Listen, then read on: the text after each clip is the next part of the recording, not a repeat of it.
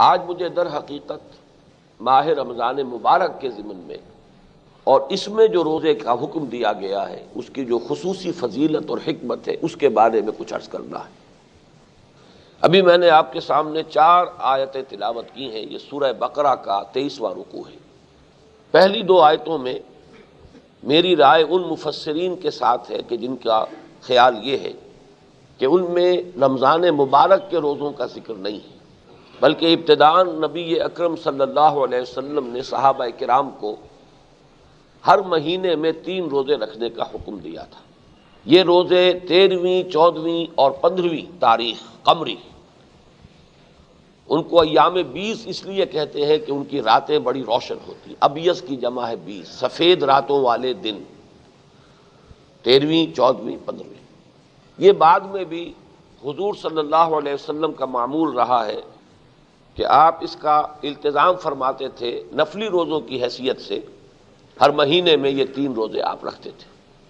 اس کے ضمن میں فرمایا گیا اولاً تو وہ بات جو میں عرض کر چکا ہوں، عبادت صوم کی اصل غرض و غایت کیا ہے؟ تمہارے اندر تقویٰ پیدا ہو جائے، ضبط نفس، تم اپنی بہیمیت اور حیوانیت پر قابو پالو۔ ایسا نہ ہو کہ تمہارا نفس امارہ تمہیں اپنا غلام بنا لے۔ یہ تمہارا مرکب ہے، سواری ہے، کہیں ایسا نہ ہو کہ تم سوار ہونے کی بجائے سواری کے تابع ہو جاؤ۔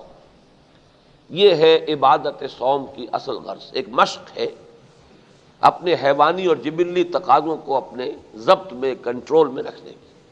کیونکہ اہل عرب اس عبادت سے مانوس نہیں تھے، لہذا ابتداءً انہیں مانوس کرنے کے لیے یہ 3 دن کے روزے ہر مہینے میں رکھنے کا حکم دیا گیا۔ اسی لیے فرمایا ایام معدودات، گنتی کے چند دن ہیں۔ یہ جمع قلت ہے اور اس کا اطلاق 9 سے کم پر ہوگا۔ اس کے ضمن میں 2 رعایتیں دی گئی۔ ایک رعایت یہ کہ اگر کوئی ان ایام 20 میں کوئی شخص بیمار ہے یا سفر پر ہے تو ان میں وہ روزہ قضا کر لے، بعد میں اس کی تعداد پوری کر لے۔ ایک اضافی رعایت یہ رکھی گئی کہ جو شخص صحت مند ہونے کے باوجود، مقیم ہونے کے باوجود، پوری طرح طاقت رکھنے کے باوجود روزہ نہ رکھے تو اس کے لیے رعایت ہے کہ وہ 1 مسکین کو کھانا کھلا دے۔ اگر 2 کو کھلائے، 10 کو کھلائے تو یہ اس کے لیے نیکی ہے۔ فمن تطوع خیرا فهو خیر له وان تصوموا خیر لکم۔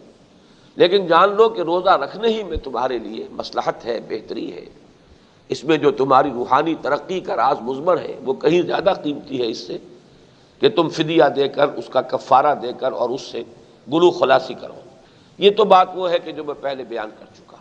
اب تیسری آیت ہے شہر رمضان الذی انزل فیہ القرآن۔ اس عبادت کو اب ایک مہینے کے تسلسل کے ساتھ جو رکھا گیا تو کوئی سا بھی مہینہ ہو سکتا تھا۔ یہ قرۂ فال بنام من دیوانہ زدن، رمضان مبارک کا انتخاب کیوں ہوا؟ فرمایا رمضان کا مہینہ وہ ہے جس میں قرآن نازل کیا گیا۔ نزول قرآن کا آغاز ہوا شب قدر میں، اور وہ شب قدر رمضان مبارک ہی کی ایک شب ہے۔ اور یہ بھی رائے ہے کہ پورا قرآن لوح محفوظ سے سمائے دنیا تک جو پہلا آسمان ہے وہاں اتار دیا گیا تھا۔ پھر وہاں سے حضرت جبرائیل علیہ السلام تھوڑا تھوڑا، جیسا کہ حکمت خداوندی میں معین تھا، تدریجاً نجمن نجمن قرآن کا نازل کرنا، اس طرح اتارتے رہے۔ بہرحال رمضان مبارک کے انتخاب کی بنیاد یہ ہے کہ یہ نزول قرآن کا مہینہ ہے۔ اس کے بعد قرآن حکیم کی عظمت کا بیان آیا 3 الفاظ کے حوالے سے۔ یہ قرآن کیا بنا کر اتارا گیا ہے؟ ھدی للناس، نمبر 1 تمام انسانوں کے لیے ہدایت ہے، رہنمائی ہے۔ یہ رہنمائی علمی بھی ہے، فکری بھی ہے، نظری بھی ہے اور عملی بھی ہے۔ عملی اعتبار سے انفرادی زندگی کے لیے بھی ہے، اجتماعی زندگی کے لیے بھی، انسانی زندگی کے تمام گوشوں کے لیے رہنمائی، اور ایک مکمل انسان کے لیے رہنمائی، پورے انسان کے لیے رہنمائی۔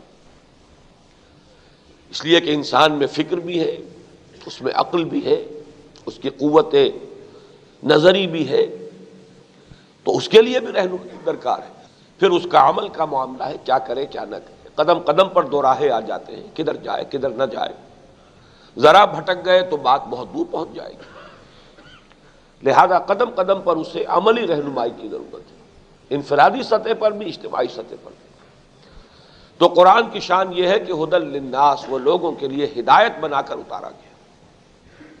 اس کا تقابل کر لیجئے، سورہ بقرہ کے شروع میں ہے ھدی للمتقین۔ یہ رہنمائی ہے، ہدایت ہے ان لوگوں کے لیے جن میں بچنے کی خواہش ہے، جو غلطی سے بچنا چاہتے ہیں، جو برائی سے بچنا چاہتے ہیں، جن کی اخلاقی حس بیدار ہے، زندہ ہے، وہ لوگ ہیں متقی۔ تو ان دونوں میں ربط یہ ہوا کہ قرآن اپنی جگہ تو تمام انسانوں کے لیے ہدایت ہے، لیکن اس کی ہدایت سے استفادے کے لیے شرط ہے تقویٰ۔ تقویٰ ہوگا تو انسان استفادہ کرے گا، ورنہ سورہ بقرہ ہی کے تیسرے رکوع میں فرمایا یضل بہ کثیرا ویہدی بہ کثیرا۔ اس قرآن کی ایک شان یہ بھی ہے کہ اللہ تعالیٰ اسی کے ذریعے سے بہتوں کو ہدایت دیتا ہے اور اسی کے ذریعے سے بہتوں کو گمراہ کر دیتا ہے۔ دل میں اگر کجی ہے، انسان اپنے نفس سے مغلوب ہے، عقل انسانی پر شہوات اور خواہشات اور جذبات کے پردے پڑے ہوئے ہیں، تو قرآن مجید سے بھی اسے ہدایت نہیں ملے گی بلکہ ضلالت ملے گی، گمراہی ملے گی۔ ہاں اگر دل کے اندر نیکی کی طرف ایک رجحان پیدا ہو چکا ہو، طلب پیدا ہو چکی ہو، میں جاننا چاہتا ہوں میں کیا کروں، جیسے کہ حضرت زید کے بارے میں آتا ہے، ان کا انتقال حضور پر وحی کے آغاز سے قبل ہو گیا۔ ان کے بیٹے تھے حضرت سعید ابن زید جو عشرہ مبشرہ میں، حضرت عمر کے بہنوئی، حضرت عمر کی ہمشیرہ فاطمہ بنت خطاب، وہ ان کے نکاح میں تھے۔ تو ان سعید کے والد جو تھے زید، وہ موحد کامل ہو چکے تھے، اپنے غور و فکر اور عقل سلیم اور فطرت سلیمہ کی رہنمائی میں موحد کامل۔ لیکن اب کیا کروں، اللہ کی پرستش کیسے کروں؟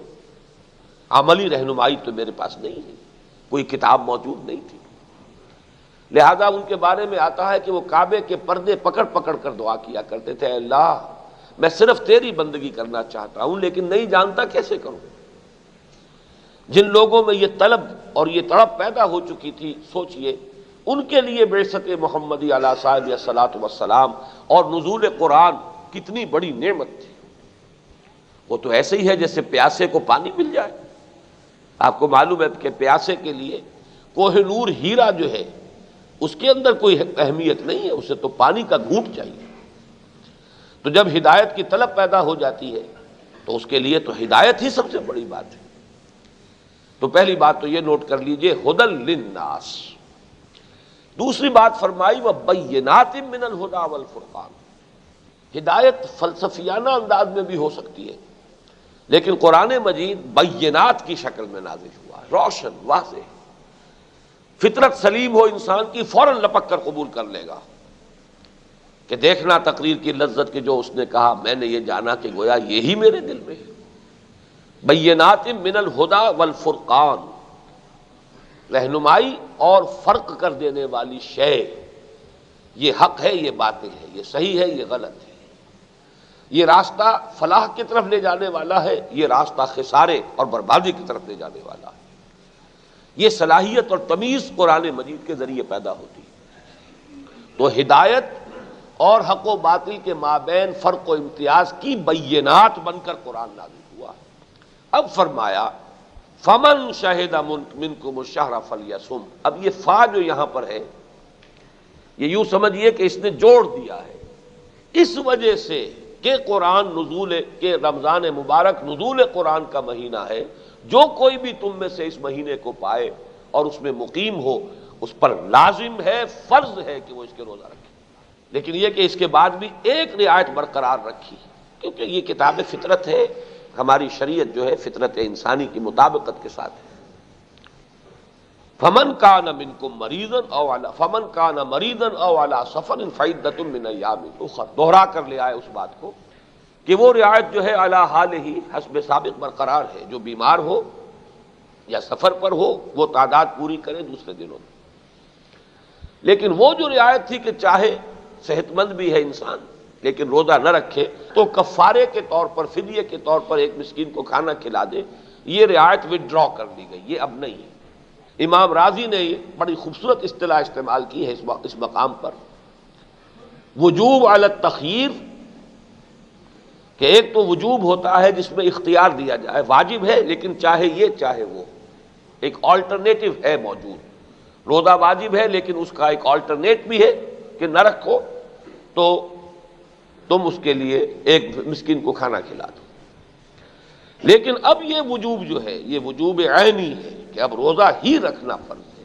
یرید اللہ بکم الیسر ولا یرید بکم العسر، وہ رعایت کیوں برقرار رکھی بیماری اور سفر کی کہ اللہ تعالیٰ تمہارے ساتھ آسانی چاہتا ہے، تنگی نہیں چاہتا۔ لیکن وَلِتُكْمِلُوا الْعِدَّةَ، اب تعداد لازماً پوری کرنی ہوگی۔ وَلِتُكَبِّرُوا اللَّهَ عَلَى مَا هَدَاكُمْ، اور تاکہ تم اللہ کی بڑائی کرو اس ہدایت پر کہ جو اس نے تمہیں دی ہے، وَلَعَلَّكُمْ تَشْكُرُونَ، اور تاکہ تمہارے اندر شکر پیدا ہو۔ اب میں در حقیقت اسی حصے کی جو ہے زیادہ وضاحت کرنا چاہتا ہوں۔ پہلا تو ربط یہ سمجھ لیجئے کہ روزے سے تقوی پیدا ہوتا ہے، یہ تو پہلی آیت سے ثابت ہو گیا، اور تقوی شرط ہے قرآن سے ہدایت اخذ کرنے کی۔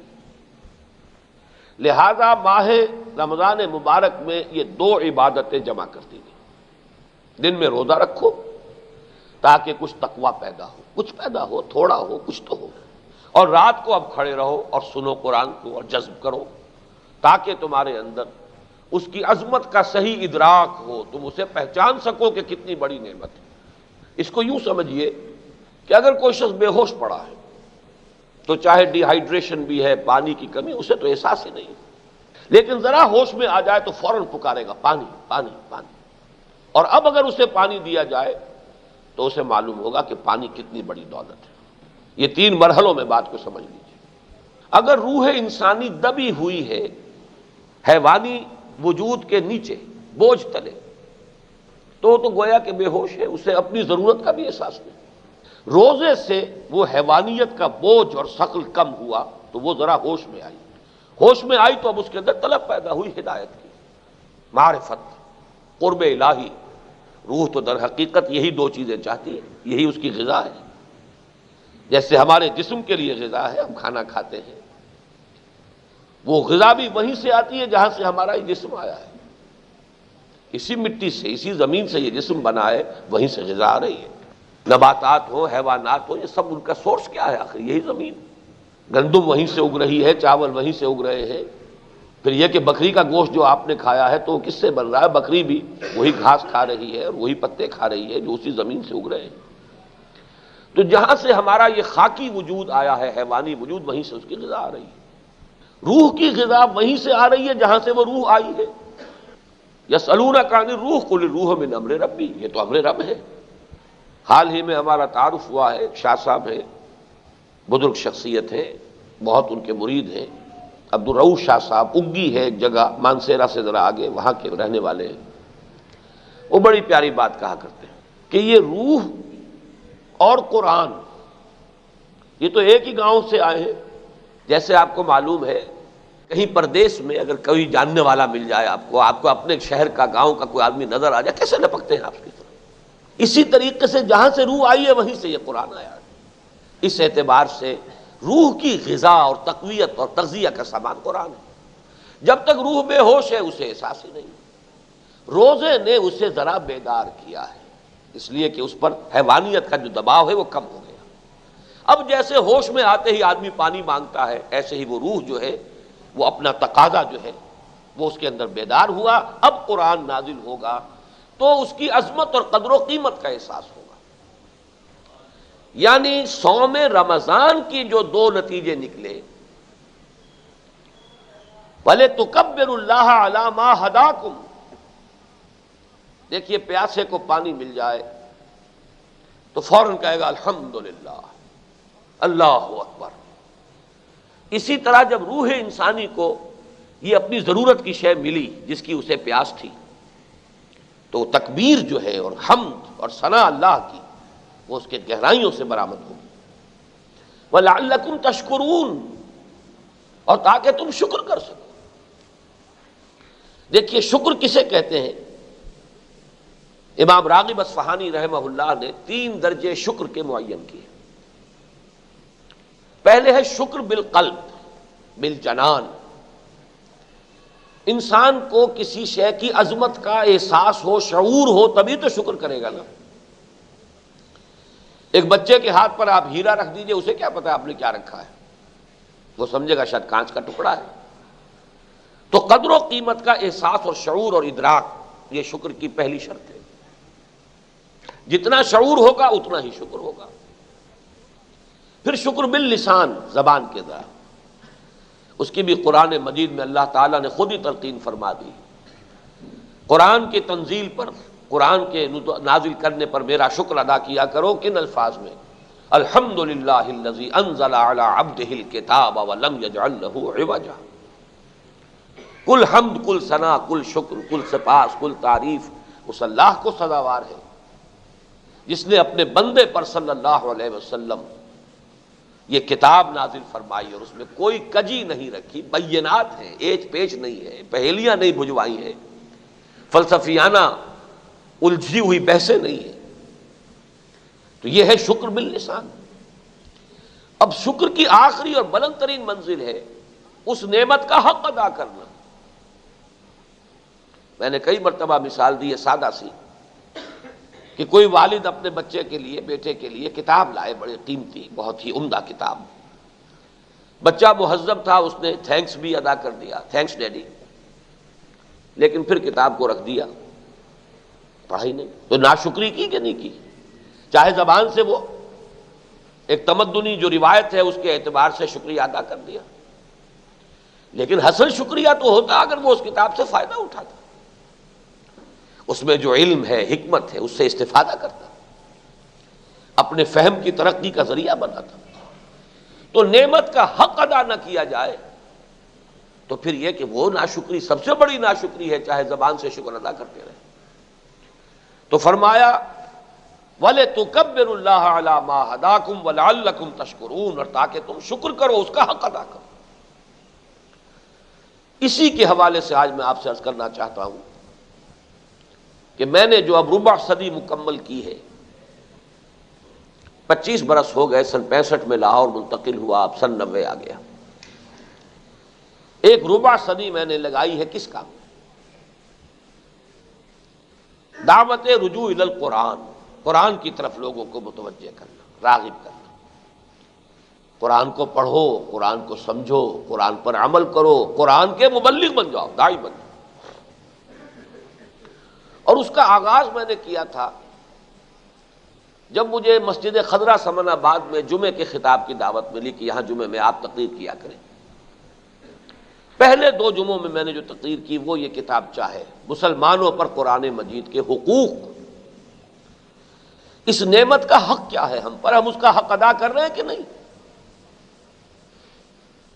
کیا اس کا حق یہی ہے؟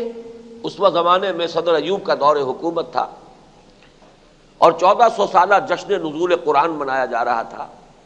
سونے کے تاروں سے قرآن مجید لکھنا شروع کیا گیا، قرات کی محفلیں منعقد ہو گئی۔ وہ شاید قرآن مجید رکھا ہوا ہے وہاں جہاں کبھی وہ بت ہوتا تھا ملکہ کا، اسی جگہ پر۔ میں نے تو جا کر زیارت نہیں کی آج تک، لیکن غالباً ہے، شاید بہت وزنی ہے، 40 من اس کا وزن ہے، واللہ عالم۔ لیکن کیا قرآن کا حق یہ ہے؟ صحابہ کرام کے پاس تو سونے کے تار کیا، تانبے کے تار کا لکھا ہوا قرآن بھی نہیں تھا، چھپا ہوا قرآن بھی ایسا نہیں تھا کسی کے پاس۔ انہوں نے اس کا حق پہچانا کچھ اور، ہم نے یہ کھیل جو ہے وہ ایجاد کر لیے ہیں، یہ مشغلے ہیں، یہ چٹکلے ہیں عوام کو بہکانے کے۔ تو اس وقت میں نے تقریر کی تھی کہ سوچو کہ قرآن کا اصل حق کیا ہے۔ پھر یہ کہ اللہ تعالیٰ کی طرف سے رہنمائی ہوتی ہے، اللہ کو کچھ کام لینا تھا ہم سے، لہذا ایسی تقریر کرا دی کہ واقعہ یہ ہے کہ جس نے بھی اس کتابچے کو پڑھا ہے اس نے نہایت تحسین آمیز کلمات کہے۔ ایک جنرل فوجی ناصر صاحب کے زمانے میں وہ غالباً کمانڈر ان چیف تھے، اس کا جو عربی میں ترجمہ ہوا ہے وہ میرے چھوٹے بھائی نے جدے میں ملاقات ہوئی تھی ان کو پیش کیا، اس کو پڑھ کر انہوں نے اپنا جو ایک تاثر تھا وہ ایک جملے میں بیان کیا کہ مجھے یقین ہے جس نے یہ کتاب لکھی ہے وہ کبھی گمراہ نہیں ہوگا. اور میں حیران ہوا کہ در حقیقت یہ حدیث نبوی کی ترجمانی ہے. من دعا الیہ فقد ہدی الی صراط مستقیم.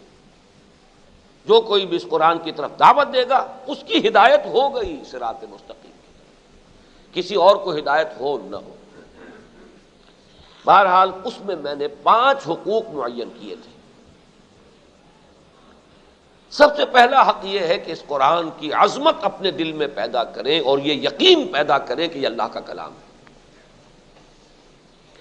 یہیں سے یوں سمجھیے کہ ساری گاڑی یہیں سے چلے گی. اگر یقین ہی نہیں ہے تو بس ایک متوارث عقیدہ ہے، جیسے دنیا میں اور کتابیں ہیں، لوگ سمجھتے ہیں کہ یہ آسمانی ہے، ایسے ہم سمجھتے ہیں آسمانی کتاب ہے، لیکن رکھی ہوئی ہے، اچھا جزدان چڑھا دیا ہے، اونچائی پر رکھ دیا ہے. اللہ اللہ خیر صلی، کہیں گر جائے خدا نے خواستہ تو اس کے برابر گندم تول کر صدقہ کر دیں. بس یہ تعظیم ہے. اصل تعظیم کیا ہے؟ یہ یقین پیدا ہو جائے دل میں کہ یہ اللہ کا کلام ہے. پھر اس کی جو عظمت سامنے آئے گی، پھر معلوم ہوگا کہ اب اس کو پڑھنے کا شوق خود اندر سے پیدا ہوگا. جب تک یہ یقین پیدا نہیں ہوتا، وہ جو علامہ اقبال نے کہا کہ یقین پیدا کرے ناداں یقین سے ہاتھ آتی ہے، وہ درویشی کے جس کے سامنے جھکتی ہے فغفوری. تو پہلی بات یہ ہے کہ یقین پیدا ہو ہمارے اندر. اس میں سوال پیدا ہو سکتا ہے وہ یقین کیسے پیدا ہو؟ قرآن پر یقین کسی خارجی ذریعے سے پیدا نہیں ہو سکتا. قرآن پر یقین قرآن کے ذریعے ہی پیدا ہوگا. آپ اسے پڑھیں گے اور آپ کو اپنے دل کے اندر سے گواہی نکلتی محسوس ہوگی کہ ہاں یہ میری فطرت کی آواز ہے، میری فطرت کی پکار ہے. آپ کی روح پہچان لے گی یہ میرے ہی گاؤں سے آیا ہے. یہ روح کا پہچان لینا جو ہے یہی در حقیقت یقین ہے. جس قدر یہ معرفت اندر ہوگی اتنا ہی اب اس کے بقیہ حقوق جو ہیں عملی، اب ان کو ادا کرنے کے لیے گویا کہ زمین ہموار ہو گئی. اس میں سب سے پہلے میں نے وہ آیت بھی کوٹ کی ہے، کس قدر پیاری آیت ہے، آمن الرسول بما انزل الیہ من ربہ والمؤمنون. ایمان لائے رسول صلی اللہ علیہ وسلم اس شے پر جو ان پر نازل کی گئی ان کے رب کی طرف سے، اور ایمان لائے اہل ایمان. تو اس قرآن پر سب سے پہلے ایمان لانے والے محمد الرسول اللہ صلی اللہ علیہ وسلم. روح محمدی نے پہچانا ہے کہ ہاں یہ وہیں سے آیا ہے کلام جہاں سے میں آئی. اب اگر یہ ایمان ہمارے اندر بڑھتا چلا جائے تو اس کا دوسرا نتیجہ کیا نکلے گا؟ اب اس کو پڑھنے کے لیے طبیعت خود بخود مائل ہوگی. الذین آتیناہم الکتاب یتلونہ حق تلاوتہ. جنہیں ہم کتاب عطا فرماتے ہیں وہ اس کی تلاوت کرتے ہیں جتنا کہ اس کی تلاوت کا اور جیسا کہ اس کی تلاوت کا حق ہے. تلاوت کے حق کے کچھ ظاہری آداب بھی ہیں. آدمی ادب کے ساتھ بیٹھے، باوضو بیٹھے، قبلہ رو بیٹھے، نیت کو صاف کرے، کتاب ہدایت سمجھے، ارادہ کر لے جو یہ کتاب کہے گی وہ کروں گا، جس چیز سے روک دے گی روک دوں گا، رک جاؤں گا. یہ تمام آداب. پھر اس کے صحیح مخارج سے اس کو ادا کرے. یہ نہ ہو کہ عین اور حمزہ میں فرق نہیں، اور سین اور شین میں فرق نہیں، اور کاف اور قاف میں فرق نہیں. پھر یہ کہ جتنی اللہ توفیق دے اس کو یاد کریں. سب سے بڑی دولت یہ ہے جتنا بھی قرآن کسی کے سینے میں محفوظ ہے اس سے بڑی دولت کوئی نہیں. پھر یہ کہ سب سے بڑا اس کا پڑھنے کا جو اعلیٰ ترین جو وقت ہے اور جو سب سے زیادہ بابرکت ہے وہ رات کے وقت. فرض نمازوں میں فجر کا وقت، قرآن الفجر ان قرآن الفجر کان مشہودا. اور اس سے بھی زیادہ جن کو اللہ تعالی ہمت دے وہ رات کو جاگیں، تہجد ادا کریں. وَمِنَ اللَّيْلِ فَتَہَجَّدْ بِهِ نَافِلَةً لَكَ. رات کے ایک حصے میں اس قرآن کے ساتھ جاگا کرو، کھڑے رہا کرو. قُمِ اللَّيْلَ إِلَّا قَلِيلًا نِصْفَهُ وَانْقُصْ مِنْهُ قَلِيلًا أَوْ زِدْ عَلَيْهِ وَرَتِّلِ الْقُرْآنَ تَرْتِيلًا. تیسرا حق اس کا جو اس کا منطقی نتیجہ ہے اگلا، صرف پڑھنا تو نہیں، اس کو سمجھنا بھی تو درکار ہے نا. اور سمجھنے کے 2 مرحلے ہیں. ایک ہے عام آدمی کا سمجھ لینا، اس سے نصیحت اخذ کر لینا، یوں سمجھیے کہ اس سے جو اصل سبق ہے وہ حاصل کرنا۔ جیسے کبھی بچپن میں کہانیاں ہم پڑھتے تھے یا لکھتے تھے تو آخر میں اس سٹوری کا مورل لیسن کیا ہے، اس سے کیا چیز ہمیں معلوم ہوئی، سبق کیا حاصل ہوا۔ تو قرآن کا اصل سبق کیا ہے، اس کو اس سے کشید کر لیا جائے۔ اور اللہ تعالیٰ نے اس کتاب کی عجیب شان رکھی ہے کہ اس کا اصل سبق بڑی آسانی سے انسان کو حاصل ہو جاتا ہے۔ معمولی عربی آتی ہو، ترجمے کا واسطہ درمیان میں نہ ہو، ترجمے سے جب آپ پڑھتے ہیں تسلسل نہیں رہتا، اس لیے کہ ابھی آپ نے اصل عبارت پڑھی، پھر قرآن جو ہے، قرآن سے سبق اور نصیحت اخذ کر لینے کے لیے بھی اتنی عربی ضرور ہونی چاہیے کہ آپ روانی کے ساتھ پڑھ رہے ہیں اور اس کا مفہوم آپ کے ذہن اور قلب پر اترتا چلا جا رہا ہے۔ اسی کو کہا اقبال نے، تیرے ضمیر پہ جب تک نہ ہو نزول کتاب، گرہ کشا ہے نہ راضی نہ صاحب کشاف۔ لیکن اگلا مرحلہ ہے سمجھنے کا تدبر۔ تدبر کہتے ہیں گہرے غور و فکر۔ پہلے مرحلے کے لیے قرآن خود کہتا ہے، 5 دفعہ کہا ہے، 5 یا 4 مرتبہ سورہ قمر میں، وَلَقَدْ يَسَّرْنَا الْقُرْآنَ لِلذِّكْرِ فَهَلْ مِن مُدَّكِرٍ۔ تذکر، نصیحت اخذ کرنے کے لیے تو ہم نے قرآن کو بہت آسان بنا دیا ہے، تو ہے کوئی جو اس سے نصیحت اخذ کرنا چاہے؟ بہت سے حضرات کو شاید یاد آ گیا، میں اس کی ایک مثال دیا کرتا ہوں کہ سمندر میں آپ کو معلوم ہے تیل بردار جہاز چلتے ہیں، کوئی ٹینکر اگر اس میں سے اگر تیل جو ہے لیک کر جائے تو تیل جو ہے سطح سمندر کے اوپر ہی رہتا ہے، نیچے نہیں جاتا۔ تو اب سمندر کی گہرائی تو بہت ہے، 6 میل ہے کہ 8 میل ہے کہ 5 میل ہے گہرا، لیکن تیل تو اس کی سطح پر ہے نا۔ تو قرآن تدبر کے اعتبار سے تو انتہائی گہرا ہے، اس کی کوئی طے ہے ہی نہیں، لیکن اس کا جو سبق ہے وہ اس کی سطح پر موجود ہے، وہ تمثیل بہترین ہے۔ تیل اس کا جو ہے اصل، اس کا روغن جو اس کا اصل حاصل ہے، لب لباب ہے، وہ اس کی سطح پر ہے۔ لیکن تدبر کے اعتبار سے قرآن میں ہو غوطہ زن اے مرد مسلمان، اس غوطہ زنی کی شرائط بڑی کڑی ہے، پوری زندگیاں کھپا کر بھی کوئی شخص یہ نہیں کہہ سکتا کہ میں اس کی تہ تک پہنچ گیا ہوں۔ تدبر قرآن، افلا یتدبرون القرآن ام علی قلوب اقفالها، کیا یہ قرآن پر تدبر نہیں کرتے، غور نہیں کرتے؟ اب اس کے بعد چوتھا حق ہے، یہ ساری چیزیں کس لیے درکار ہے کہ اس پر عمل کیا جائے۔ عمل کے بھی 2 درجے ہیں، یہ میں خلاصہ بیان کر رہا ہوں اس کتاب کا، اس میں تو بڑی مفصل بحثیں ہیں، اس میں ثقیل اصطلاحات ہیں، اس میں بہت فلسفیانہ بھی بات انداز موجود ہے، اور یہ شکایت بھی ہے لوگوں کو کہ اس کی زبان مشکل بھی ہے۔ یہ میری مشکل ہے کہ میں مشکل ہی لکھ پاتا ہوں، آسان زبان جو ہے تقریر میں تو میں استعمال کر لیتا ہوں، تحریر میں مجھے کرنے کی عادت نہیں۔ بہرحال جو اب چوتھا مرحلہ ہے وہ کیا ہے، اب عمل کرو اس پر۔ اور اللہ نے توفیق دی کہ میں نے اس کے لیے اس کتاب میں جو قرآن کی اصطلاحات ہیں ان سے روشناس کرا دیا، تذکر بالقرآن، تدبر قرآن۔ اسی طریقے سے عمل بالقرآن کی 2 اصطلاحات ہیں، حکم بالقرآن، یعنی انسان کی رائے قرآن کے ساتھ ہم آہنگ ہو جائے، جو قرآن کہتا ہے وہی میرا فیصلہ، جو قرآن کہتا ہے وہی میری رائے، رائے ہی سے عمل ہوتا ہے۔ پہلے آپ کی کوئی رائے بنتی ہے اور پھر اس رائے کے مطابق آپ کا عمل ہوتا ہے۔ آپ کی رائے ہے یہ سودا اچھا ہے، آپ سودا کر لیں گے۔ آپ کی رائے نہیں بھائی اس میں رسک زیادہ ہے، آپ وہ سودا نہیں کریں گے۔ تو رائے بن جائے انسان کی قرآن کے مطابق، ہر رائے وہ قرآن ہی سے دے رہا ہو۔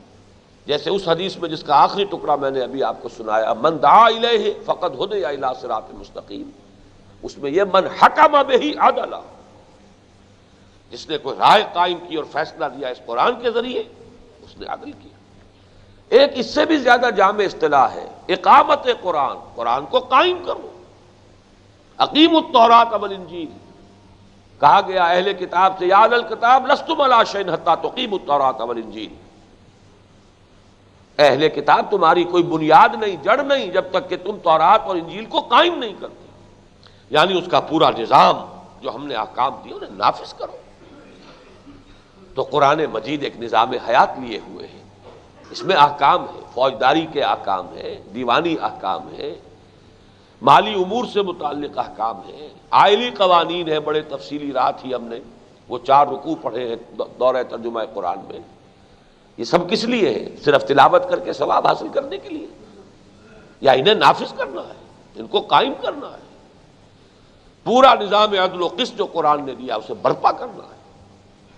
تو عمل بالقرآن کے یہ 2 حصے ہو گئے، انفرادی سطح پر حکم بالقرآن، میری رائے وہی ہو جو قرآن کی ہو، تو میرا عمل جو ہے قرآن کے مطابق ہو گیا، اور اقامت قرآن، قائم کرو اس قرآن کو، یعنی قرآن کے نظام کو جو قرآن نے دیا ہے، تو اس کی جد و جہد کرو، اس کے لیے تن من دھن لگا دو، اس کے لیے جان دینی پڑے تو جان دو۔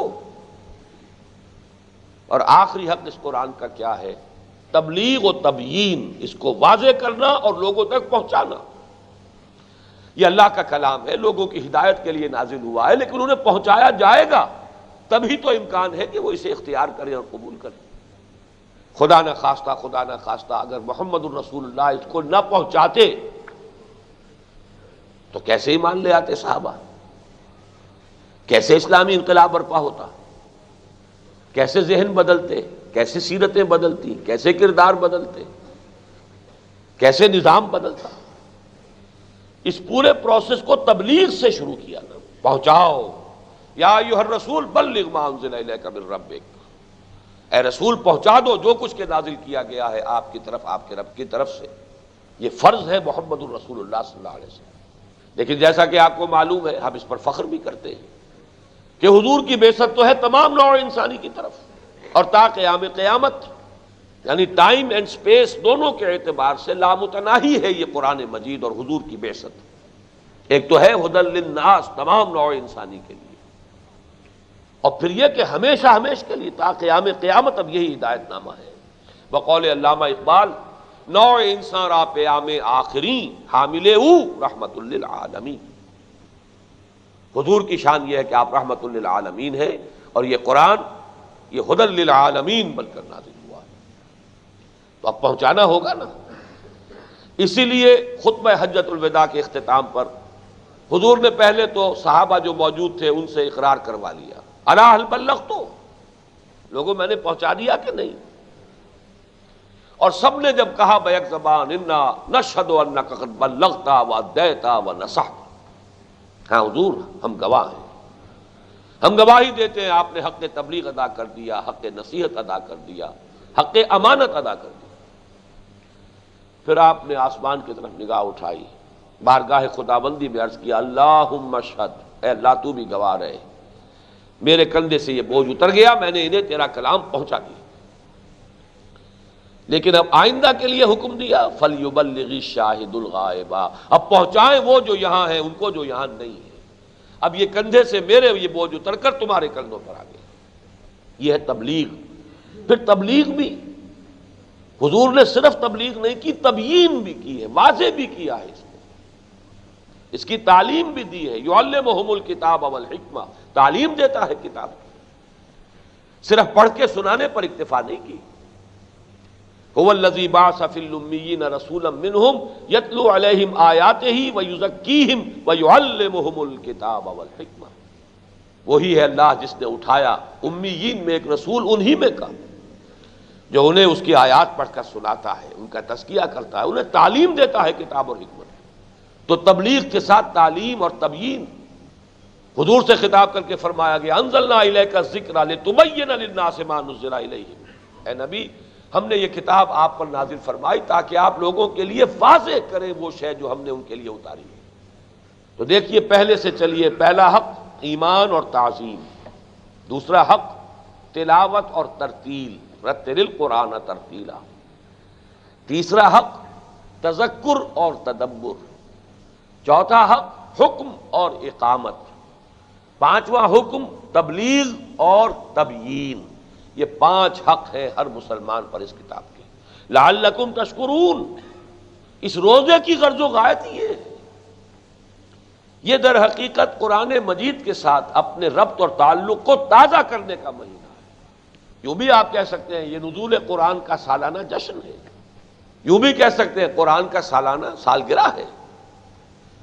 اس کے ساتھ اثر نو آپ کا ذہنی، قلبی، روحانی رشتہ قائم ہو جائے۔ اگر اس میں کوئی کمی آ گئی ہے، کوئی بوسیدگی آ گئی ہے، اس کو اثر نو کرو، تازہ کرو۔ میں یہ بھی چاہتا ہوں وہ حدیث بھی آپ کو سنا دوں. اس سے پہلے کافی عرصہ ہوا، کئی مرتبہ ہم نے یہ بہت بڑی بڑی تعداد میں یہاں پر چھاپ کے تقسیم بھی کی. عظمت قرآن پر یہ حرف آخر ہے جو محمد الرسول اللہ صلی اللہ علیہ وسلم نے قرآن کی عظمت بیان کی.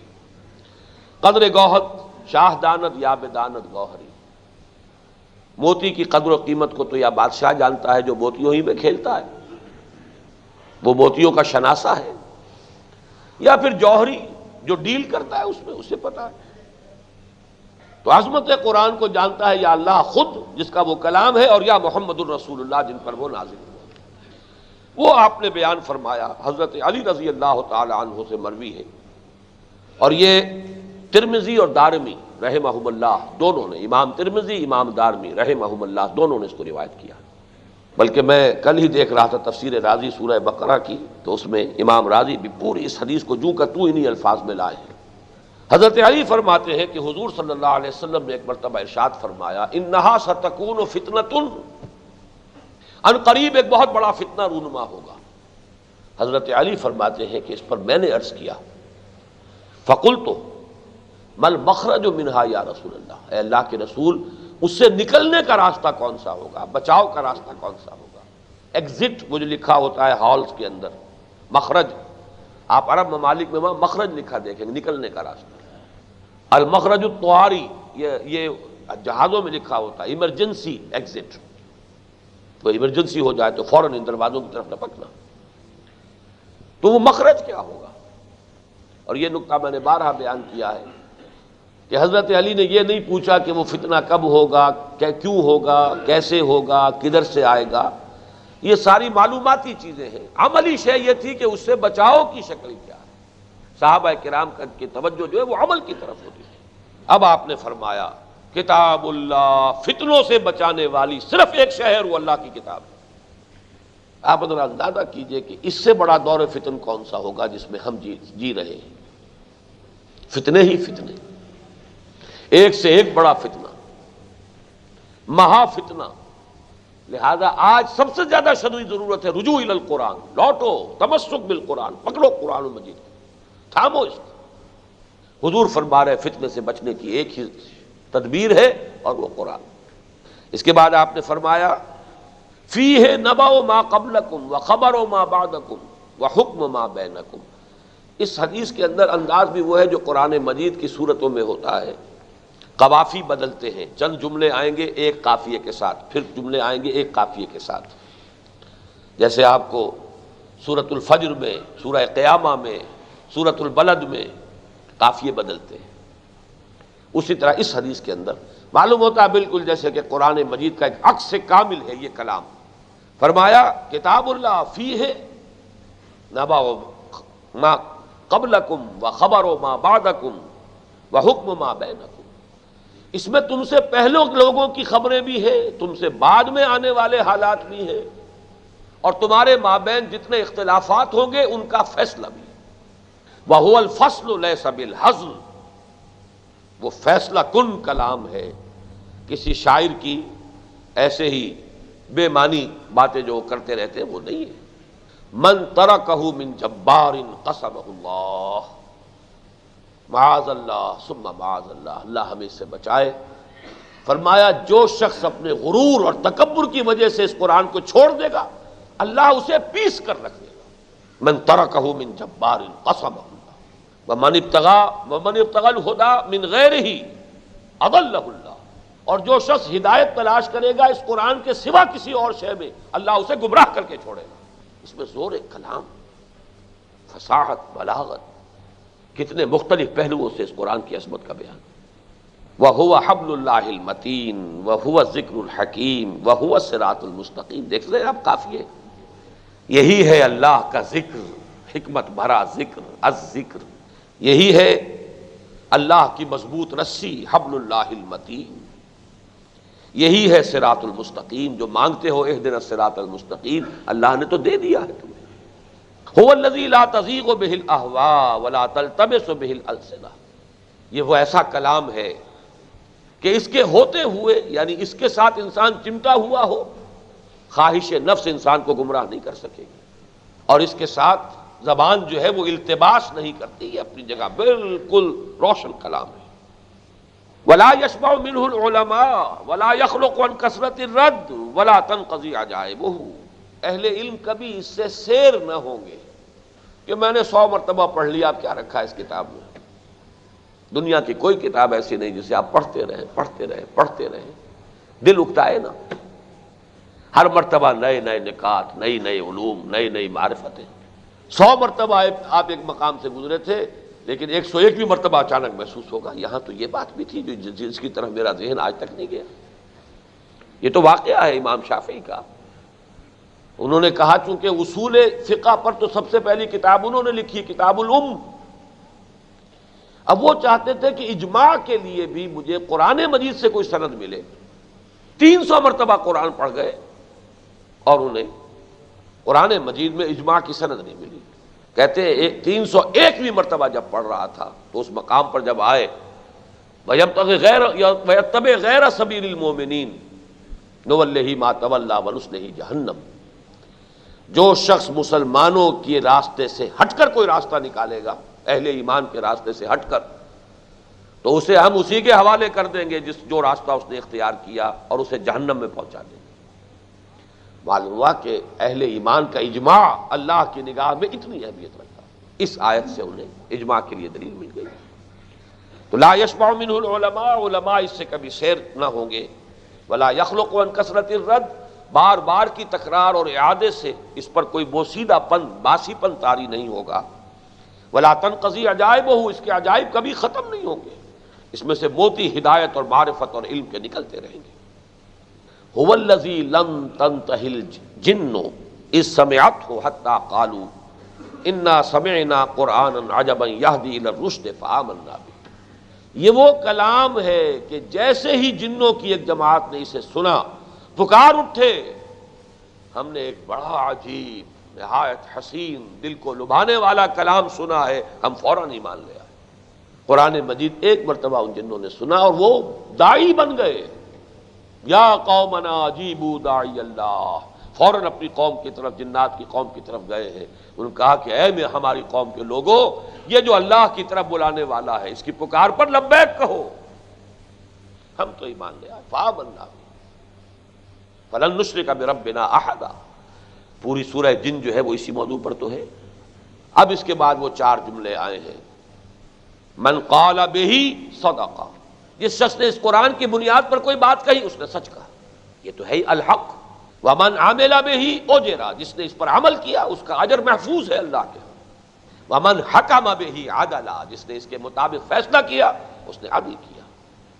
ومن دعا الیہ ہدی الی صراط مستقیم، اور جس نے اس کی طرف لوگوں کو بلایا، کسی اور کو فائدہ ہو نہ ہو، کوئی اور ہدایت پر آئے نہ آئے، خود اس کی ہدایت صراط مستقیم کی طرف ہو گئی۔ یہ ہے در حقیقت وہ حدیث اور اس کا آخری ٹکڑا۔